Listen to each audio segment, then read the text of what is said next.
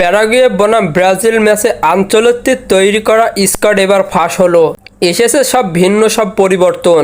হ্যাঁ দর্শক, বিস্তারিত জানুন পুরো ভিডিওতে। ইকুয়েডরের বিপক্ষে গোলশূন্য ড্র করে বিশ্বকাপ বাছাই পর্বের শুরুটা বেশ হতাশাজনক হয়েছে ব্রাজিলের জন্য। এই ড্রয়ের পর বাছাই পর্বের দ্বিতীয় ম্যাচে প্যারাগুয়ের বিপক্ষে মাঠে নামার আগে একাদশে কিছু পরিবর্তন এনেছেন Brazil coach Carlo Ancelotti. Italian এই কোচ তার প্রথম একাদশে বড় ধরনের রদবদলের সিদ্ধান্ত নিয়েছেন। ইকুয়েডরের বিপক্ষে যে একাদশে মাঠে নেমেছিল সেই দল এবার বাদ পড়েছেন কয়েকজন গুরুত্বপূর্ণ খেলোয়াড়।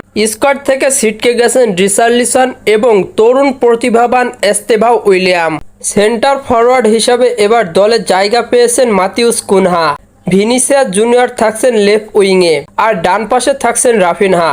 আগের ম্যাচে কার্ডের কারণে অনুপস্থিত ছিলেন এই রাইট উইঙ্গার। তবে প্যারাগুয়ের ম্যাচকে ঘিরে ফাঁস হয়েছে ব্রাজিলের স্কোয়াডে যারা আছে: Alisson Becker, Alexsandro Ribeiro, Marquinhos, Vanderson, Casemiro, Alexsandro Gerson, Bruno Guimaraes, Raphinha, Matheus Cunha এবং ভিনিসিয়াস জুনিয়র।